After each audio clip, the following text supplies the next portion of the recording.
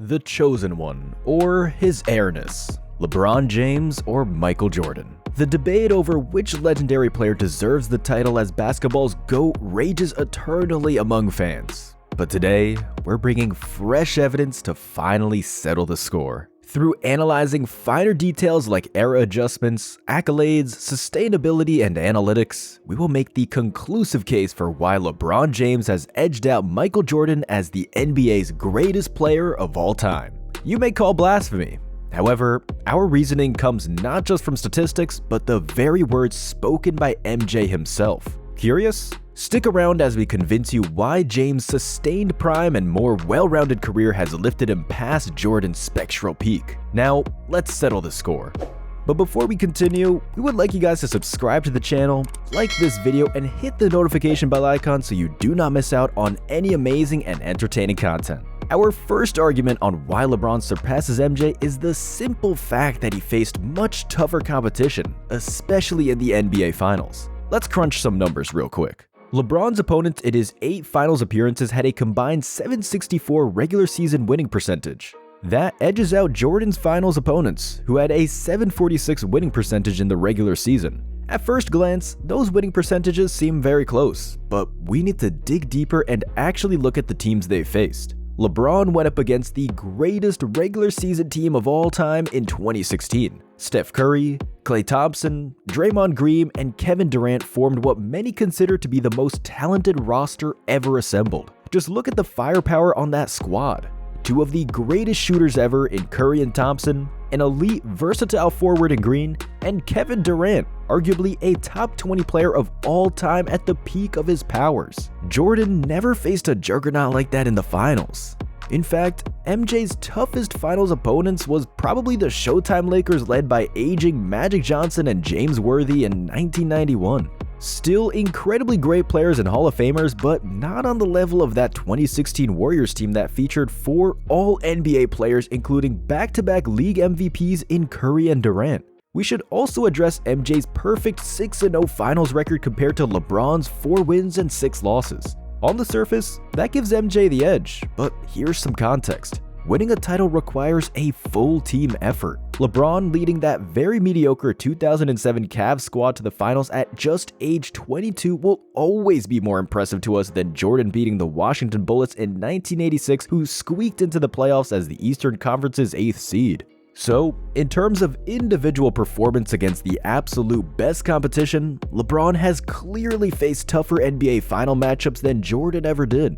It's easy to go undefeated in the finals when your opponents are teams like the Bullets, Supersonics, and Jazz. Meanwhile, LeBron toppled a 73-win squad and took 2 games off that 2017 Warriors team that might be the most talented roster ever. Advantage goes to James for competition faced. Okay. Now, this next reason why LeBron surpasses MJ is coming straight from the horse's mouth himself. Michael Jordan admitted that rule changes on defense would have impacted his dominance. When the NBA introduced new defensive schemes like zones and eliminated hand checking in the early 2000s, MJ said very plainly, if teams were able to play zone defenses and employ more complex schemes, I would have never had the career I did. We'll just let that sink in for a moment. The consensus go openly acknowledge that the defensive schemes LeBron has had to face his whole career would have slowed him down compared to the era he played in. Because make no mistake, LeBron has never enjoyed the one-on-one isolation ball on offense that Jordan thrived in during the 90s.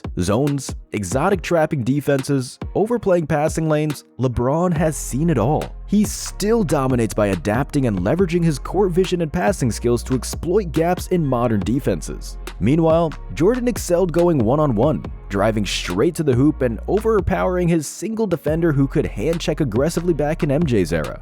So, by MJ's own admission, the defensive rule changes of the 2000s combined with more sophisticated schemes would have contained Jordan's dominance compared to playing in the 90s. LeBron, on the other hand, evolved to master playing with different defensive looks and coverages constantly thrown his way. Now, this third reason why LeBron surpasses MJ comes down to longevity and sustained greatness throughout their careers. Let's analyze the numbers here. Jordan's best statistical season individually was 87 to 88, when he averaged a staggering 35 points per game on 54% shooting. Those are godly numbers that are hard to fathom. LeBron's personal best was 08 to 09, when he averaged 30 points, 8 rebounds, and 7 assists. So purely looking at scoring volume in a single season, Jordan beats out LeBron handily. 35 points per game is just ludicrous consistency that we may never see again. However, now let's examine how long they each put up elite MVP caliber numbers for. Jordan was only in his true prime peak for about 9 seasons between 1987 through 1998, minus his baseball retirement years. Meanwhile, LeBron has been elite every single year since his sophomore season, besides his rookie campaign. Let's put it this way, Jordan was never even an all-star past age 39, let alone playing like an MVP into his late 30s like LeBron is. And the crazy thing is, even with 21 NBA seasons of mileage, LeBron still shows no signs of slowing down. So while the debate on who had the single best statistical season will always favor a 35 PPG 1987 Jordan, in terms of sustaining truly elite Hall of Fame production year after year, it's no contest.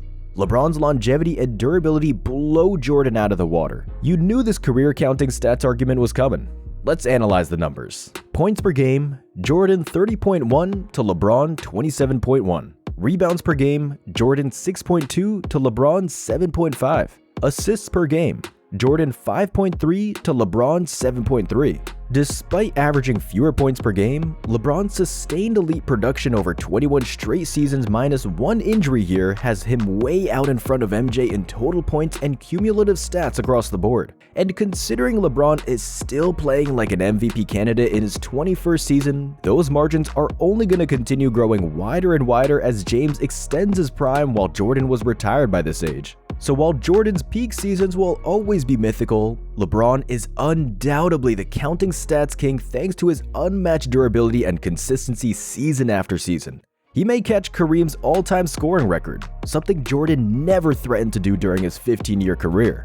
And there you have it, folks. Reasons why we firmly believe LeBron James has edged out Michael Jordan for basketball GOAT status, faced tougher finals competition, adapted better to rule changes that even MJ admits would have contained him, unparalleled longevity and sustained prime production, dominating counting stats that Jordan can't touch. Do you agree that LeBron has surpassed his airness? Or does MJ still reign supreme in your book? Let us know all your thoughts in the comments down below. And if you enjoyed this video, don't forget to subscribe and turn on notifications by hitting the bell icon. That way you'd never miss any of our NBA analysis and debates when new videos go live. Thanks so much for watching, and we'll see you all in the next video.